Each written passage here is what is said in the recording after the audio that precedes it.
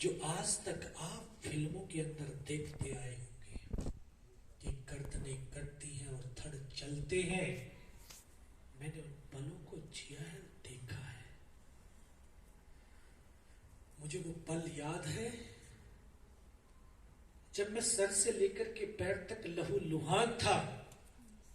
मेरा साथी मुझे फर्स्ट एड करने के लिए अपनी फील्ड पट्टी को निकाल करके उसकी पॉलिथीन फाड़ता है, उसका हाथ यहां तक पहुंचता है, यहां पे गोली लगती है, उसका यहां से पूरा सर निकल जाता है। हाथ पकड़ता हूं लेकिन एक शब्द नहीं बोलता। मेरी बगल में बैठा मेरा ट्रेनिंग का साथी, जो रूममेट था ट्रेनिंग का, उसके मुख से सिर्फ आखिरी शब्द क्या, यही सुन पाता हूं। उसको सीने में गोली लगती है और फेफड़ों से खून की फुहार छूटता मेरी गोद में इस तरह से आकर के लेट जाता है। एक साथी हमारी हेल्प के लिए आगे बढ़ता है, वहीं पर आरडी का एकदम से बम गिरता है, यहां से उसकी गर्दन कट करके जमीन पर गिरती है। जब अंग धरती पर गिरते किस तरह से तड़पते हैं, कुछ शब्दों में बयान नहीं किया जा सकता। बिना सर के वो धड़ 2 कदम तक चल करके जमीन पर गिरता है। फिर एक और साथी आगे बढ़ा, एक और बम वहां पर गिरता है, उसके दोनों हाथ दोनों पैर कट जाते हैं। इस तरह से एक एक करके तमाम मेरे साथी शहीद हो गए। मैं भी उनकी तरफ से मर चुका था। कमांडर था, उसने बोला इनको रिचेक तो करो, इनमें से कोई जिंदा तो नहीं है। पाकिस्तान के जवान आकर के हमारे जवानों की बॉडियों के अंदर बूट की ठोकरें और गोलियां दागने लगे। मैं इन आंखों से देख भी रहा था, सह भी रहा था। जब गोलियां बॉडियों में लगती थी तो बॉडी ऐसे उछलती थी ऊपर की तरफ। सामने वाले को मारा, बगल वाले को मारा, मुझे यहां पर गोलियां मारी, फिर पैर में 2 जगह पे गोलियां मारी। मैं देख रहा हूं कि धुआं निकल रहा है। उस गोली की पीड़ा को चुपचाप बड़ा सहता रहा। कोई यकीन हो गया कि इनमें से कोई जीवित ही नहीं। फिर उन्होंने अमानवीय क्रूरताओं का तांडव शुरू किया। हमारे जवानों की बॉडियों के अंदर बूट की ठोकरें, पत्थर, गालियां, बहुत देर तक ये करते रहे। सब कुछ बड़ा सहता रहा।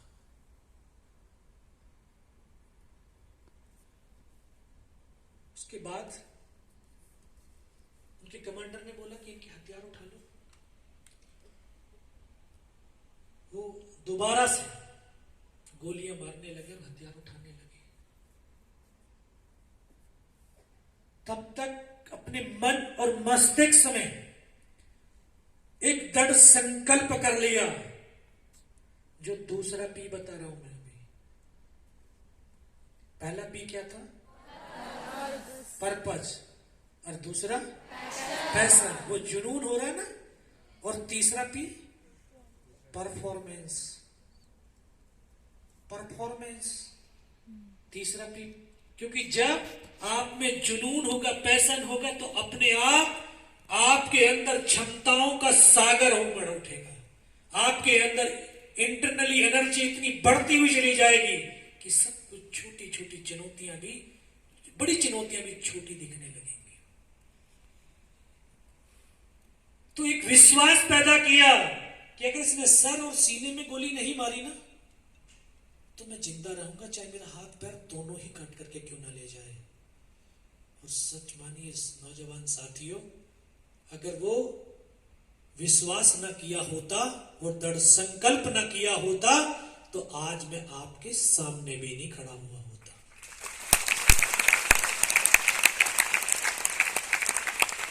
वो आए, दोबारा से गोलियां मारने लगे, और साथ ही साथ नीचे जो हमारा पोस्ट था उसके ऊपर हमला करने के लिए अपने साथियों को इन्फॉर्म करने लगे। तो आवाज में मेरे कानों तक गूंजने लगी। तब मन में आया कि आज यार मेरी पूरी टीम भी चली जाएगी। तब ऊपर वाले से एक ही प्रार्थना करी कि मुझे इतने जिंदा रख दे कि मैं अपने साथियों तक सूचना पहुंचा सकूं। करता क्या, लाचार था ना। चारों तरफ तो वो खड़े हुए थे, चारों तरफ मौत खड़ी है, लेकिन उस दृश्य में भी, उस अवस्था में भी मन में कभी भी नकारात्मक भाव नहीं आने दिया। कभी भी छोटी सी पल भर के लिए भी, सेकंड के 100वें हिस्से के लिए भी अपने अंदर नर्वसता नहीं लाया कि अब नहीं, कुछ नहीं हो सकता। विश्वास को कायम रखा, अपने धैर्य को बनाए रखा कि होगा, जाना है मुझे। वापस जब गोलियां मारता मारता फिर भी आया, फिर भी मेरी बाजू में पैर में गोली मार करके जब चलने लगा, शायद उसको लगा होगा इसमें कुछ जान दिख रही है। 2 कदम चलने के बाद वापस मुड़ा। फिर उसने राइफल जब सीने की तरफ करी तब लगा, मुझे भी लगा यार अब तो नहीं बचूंगा। लेकिन कहते हैं जाको राखे साइयां मार सके ना कोई। और इस देश को भारत मां बोलते ना, क्यों बोलते हैं? ये कोई कंकर और मिट्टी वाली जमीन नहीं है, ये सजीव है। मां भारती अपने बेटों की वीरता, शौर्य, पराक्रम और बलिदान को कभी दफन होने ही नहीं देती। किसी न किसी एक को जरूर माध्यम चुनती है। शायद इस मां भारती ने मुझे वो माध्यम चुना होगा कि उसके बेटों ने जो शौर्य, वीरता और पराक्रम दिखाते जो बलिदान दिया है, उसको लोगों तक पहुंचा सकूं, देश के युवाओं तक पहुंचा सकूं। तभी तो जब उसने गोली चलाई तो यहां पर पर्स रखा था, क्योंकि पहाड़ियों पे चलते चलते पूरी पैंट फट गई थी और पर्स में भी 5-5 रुपए के सिक्के थे। शायद वो मां भारती ने इकट्ठे कर दिए होंगे। जब गोली चली तो जाकर के सिक्कों पर ही लगी। गोली के उस धक्के से, प्रेशर से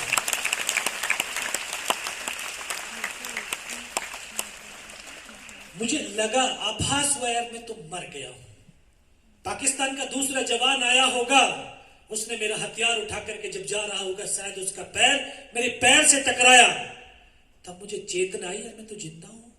तब एक अंतर मन से आवाज है कि योगेंद्र अभी तक नहीं मरा तो अब मरेगा भी नहीं। मेरे पास एक हैंड ग्रेनेड बचा हुआ था, अपना हैंड ग्रेनेड निकाला, उसकी पिन निकाल करके उसके ऊपर इस तरह से फेंक दिया।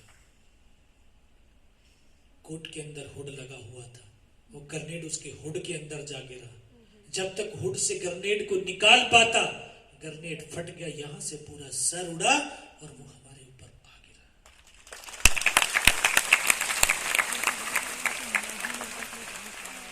जो पाकिस्तानी सैनिक थे उनमें खलबली मच गई कि इनमें से कोई जिंदा है। कुछ बोले जिंदा नहीं, नीचे से रिइंफोर्समेंट आ गई है। चारों तरफ से गोलियों की बौछारें शुरू हो गई। बस वही एक पल था, वही एक मौका था। मैंने तुरंत उसकी राइफल को उठाने की कोशिश करी, लेकिन ये हाथ तो हिला ही नहीं। इस हाथ की पूरी हड्डी निकल के बाहर थी, सिर्फ कंधा कंधा हिला। फिर एक हाथ से राइफल को उठाया और इस हाथ से ऐसे पलटा करके पत्थर के पास गया, वहां से ऐसे फायरिंग किया और 4-5 पाकिस्तानियों को वहीं मौत की नींद सुला दिया।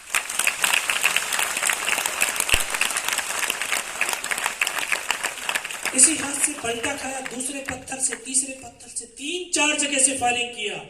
तो उनको यह एहसास, आभास हुआ कि यहां पर अकेला नहीं है, नीचे से दूसरी टीम ऊपर चढ़ाई है। भाग खड़े हुए। चल तो सकता नहीं था, खिसकता, रेंगता, फायर करता हुआ 4-5 मीटर तक उनके पीछे गया। तो 4-5 मीटर जाने के बाद देखता हूं सामने तो उनका लंगर चल रहा है, उनके लिविंग टेंट लगे हुए हैं, उनके वेपन के डिप्लॉयमेंट है। सब कुछ छोड़ करके भागते हुए चले जा रहे हैं। मेरे नौजवानों, आप पढ़ रहे होंगे कि दुनिया के अंदर 200 से ज्यादा राष्ट्र हैं, उनकी सबकी अपनी अपनी सेनाएं हैं।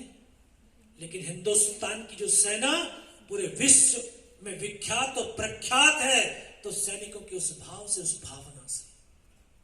दूसरे देश के 10 जवानों की अगर एक टुकड़ी है, उसमें से 3 मर जाएं तो 7 भाग जाते हैं। लेकिन हिंदुस्तान के 10 में से 9 शहीद हो गए, तो 10वां भी आखिरी सांस तक लड़ता लड़ता वहीं पर।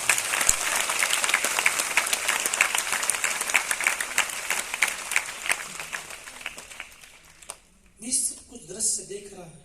फिर उस समय फिर पागलपन, एक जुनून पैदा हुआ, यार मुझे अपने साथियों को वापस धीरे धीरे खिसकता लेन तक जहाँ शहीद हुए सैनिक तक वहां तक पहुंचा। मन में ख्याल आया कि इनमें से जिंदा हो सकता है। आकर के एक एक को देखने लगा। किसी का पूरा सर फटा हुआ बाहर था, किसी के पूरे फेफड़े निकले हुए बाहर थे। एक एक को गोद में रख करके रोता रहा, बहुत देर रोया। ऐसे इतना ही बड़ा इलाका था, उसमें डेड बॉडियां पड़ी हुई थी, और वो डेड बॉडियां थी जिनका पूरा छत विछत हो रखी थी।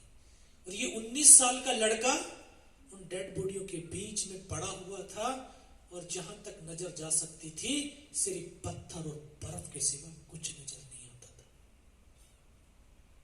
कुछ भी नजर नहीं आया। रोने के बाद, क्योंकि जब हम रोते हैं या नाचते हैं, दो कलाएं हैं जीवन में, कर लेना कभी रो लेना, खूब दबा करके रोना, जितना रो सकते हो।